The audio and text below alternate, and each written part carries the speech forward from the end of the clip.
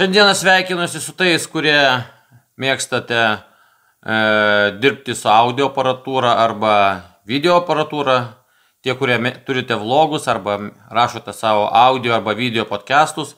Ir šiandien noriu pakalbėti apie tokius mikrofonus, kuriuos aš čia neseniai įsigijau. Daug apie juos dar nepapasakot negaliu, atsiliepimų ar blogų ar gerų irgi negaliu pasakyti.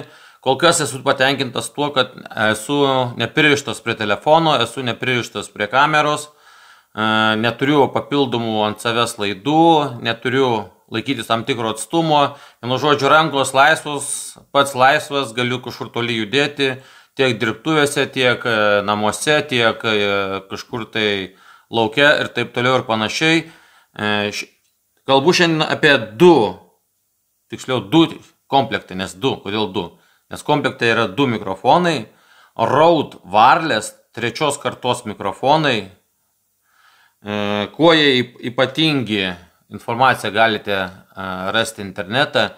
Aš nepasakosiu apie 32 bitų tą vadinamą slankiojantį kablelį, kas tai yra, galėčiau papasakoti, bet tai pakankamai sudėtingas algoritmas ir jį dabar eiliniam žmogui išaiškinti bus labai sunku.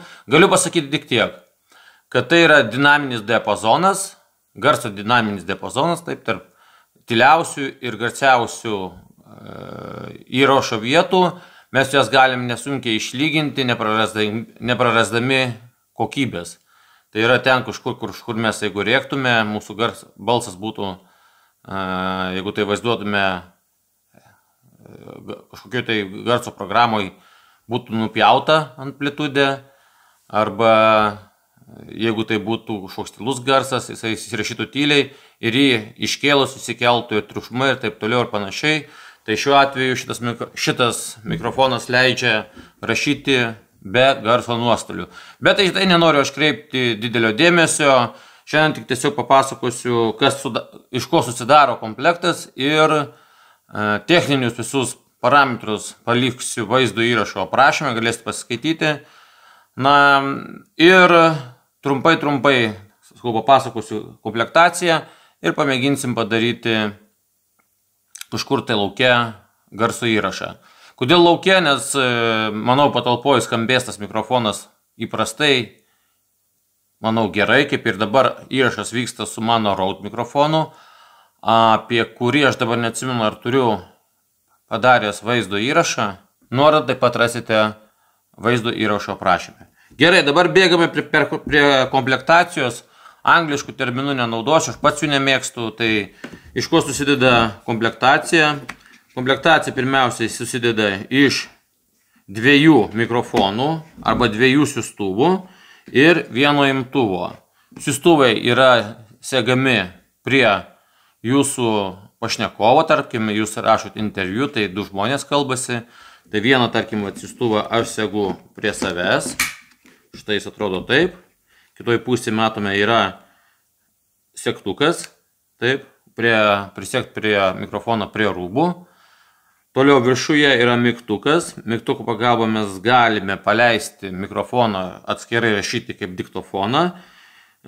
Tuomet yra lizdas uždėti vėjo arba pop filtrui. Žinot, kas yra vėjo tokia apsauga arba nuo pop filtro, kai mes kalbam, kad nebūtų ten č, p, d, tokie garsai nelystų į eterį. Tai va, būtent čia yra vėjo apsauga arba pop filtras ir taip pat yra, jeigu aš gerai supratau, dar vienas lizdas, 3,5 mm, tai yra lizdas skirtas monitoringui, ausiniam, bet pagal mane galima čia prijungti ir papildomą mikrofoną. Neturiu aš tokios įrangos, negaliu patikslinti, instrukcijoje nepaskaičiau, bet ir iš tikrųjų tingėjau skaityti, nes kol kas tam nėra poreikio.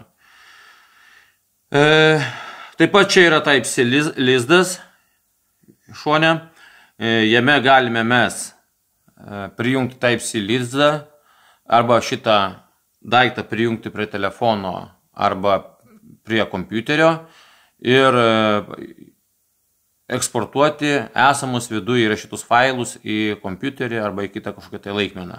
Greičiausiai tai patogiausia daryti yra su kompiuteriu, tiesą sakant, programėlės yra tiek Windows'ams, tiek mobile versija, bet mobilios versijos aš netikrinau. Susinstaliavau, nustatymai viskas veikia, bet eksportuoti failų nemėginau, tai vat prisipažįstu, nežinau. Ir apačioje yra mygtukas įjungimo. Štai jeigu mes jį palaikysime 3 sekundės, 1, 2, 3.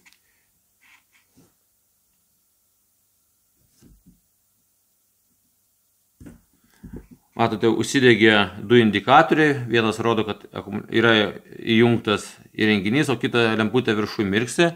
Tai jinai rodo, kad neranda savo kitos pusės, tai yra neranda siųstuvo. Gerai, kol kas išjungiam. Bent to galim palikti įjungtą. Jį kol kas padėkime šoną. Ir paimkime siųstuvą.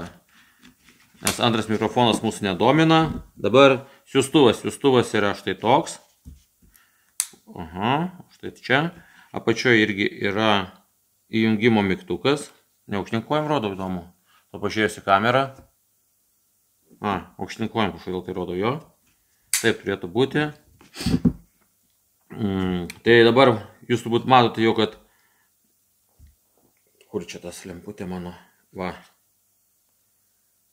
Lemputės nebemirksi. Siųstuvas ir imtuvas tarpusavį susipierino. Oi, sakiau, nesakysiu angliškai, kaip čia sakyti. Susiuostė ir viskas jau puikiai veikia. Ko reikia prijungti prie mikrofono, to jau papasakosiu. Tada, reiškia, mikrofonus pastumsiu į šoną. Taip. Dabar siųstuvas susideda iš ko? Apačioje yra mygtukas įjungti arba išjungti siųstuvą. Ir viršui yra dar 2 mygtukėliai arba, čia kaip pažiūrėsi, kur viršus, kur apačia. Vieno pagalbo mes galim iškviesti tam tikrą režimą ir paskui plius minus spaudinėti. Tarkim, garso lygį reguliuoti nuo 0 iki -30 decibelų ir taip pat junginėti režimus. Nepaminėjau turbūt, kad mikrofonus galima rašyti abu stereo mikrofonus, tai yra turėti. Tai reiškia, kiekvienas mikrofonas rašys atskirą kanalą. Tai mes galime, sakykime, taip išgauti stereo garsą. Arba kitaip pasakant, mano balsas rašosi į kairį kanalą, o mano pašnekovas rašosi į dešinį kanalą. Ir tada, kai mes jau norime, tarkim, paruošti garso įrašą, ar tam garso takelį vaizdo klipui, mes tos takelius išsilyginam, uždedam mums reikalingus filtrus, ten equalizerį, normalizaciją padarom, išlyginam amplitudę, jeigu reikia, uždedam ten kažkokius tai specialius efektus, diseserius, tos vadinimus, jeigu kas nors ten labai ryškiai kalba su S raide, kas ten dar limiterei, kas ten dar naudojami. Tada kas dar šone? Šone mes dar taip pat turim Type-C laidą prijungti ir 3,5 džekas irgi jungiasi senesniem telefonam, kuriuose nėra Type-C lizdo ir audio garsas eina dar su 3,5 mm džeku. Nu, turbūt apie šituos dalykus jau papasakoju viską. Ką mes dar turim komplektacijoje? Komplektacijoje yra štai tokia solidi piniginė, pavadinkim taip. Čepolas toksai, toks dalykas geras. Nu, juose guli pop filtrai, 3 vienetai yra, jeigu vieną pamesi, dar vienas atsarginis. Ir taip pat čia yra drėgmės surinkėjas, nežinau kaip jis vadinasi, tiksliai nesvarbu. Gerai, pop filtras susideda labai paprastai, to parodysiu kaip, įmame mikrofoną. Per vidurį štai čia yra, patrauksiu, per vidurį štai čia yra toksai lizdas, ant jo statome pop filtrą ir pasukam 90 laipsnių kampu ir pop filtras mūsų prisisega. Ankstesnėse versijose sakė, kad šitie pop filtrai labai krisdavo, juos pamesdavo žmonės, nesilaikydavo, tai manau čia pasitaisė Raudas, kompanija šitą Raud ir dabar jis laikosi puikiai. Taip, dedam į šoną. Na ir dabar dar dėžutėje parodysiu, ko čia mes turim. Dėžutė taip pat yra pritaikyta, pavadinkim taip, visiems gyvenimo atvejams. Taip, kaip čia nesidaro, nebeatsimenu. Ai va.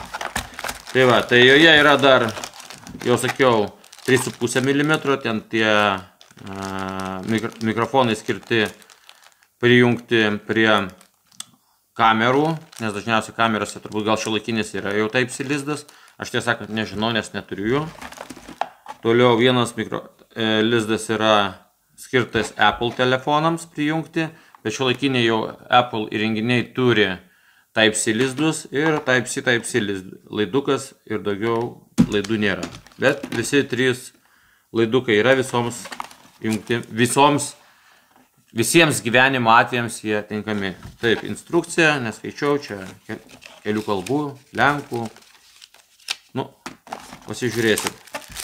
Šitas skudurėlis, nežinau kam tinkamas, čia turbūt valyti. Aš jo nepakavau kol kas, nežinau kam jis skirtas. Nu, dėl to nepergyvenu. Nu, ir dar vienas dalykas yra čia štai toks daugiašakis, kai mes galime visus savo devices Type-C sumauti ant vieno lizdo. Štai taip parodysiu, aš gal sudėsiu. Taip yra pakankamai patogu. Štai taip. Antrą dedam. Kai mes norime atnaujinti programinę įrangą, neimsiu šitą, o taip. Ar mikrofonus paruošti, perkonfigūruoti, nes galima viską konfigūruoti ir kompiuterį, arba mobiliam telefone, arba, pavadinkim taip, dar vieną reikėjo šitai permesti į tą pusę. Filtrą nuimsiu, kad nemaišytų. Arba paruošti konfigūracijai kažkokiai, arba programinės įrangos atnaujinimo. Štai taip jie susijungia, visi 3 gražiai jungiasi ant vieno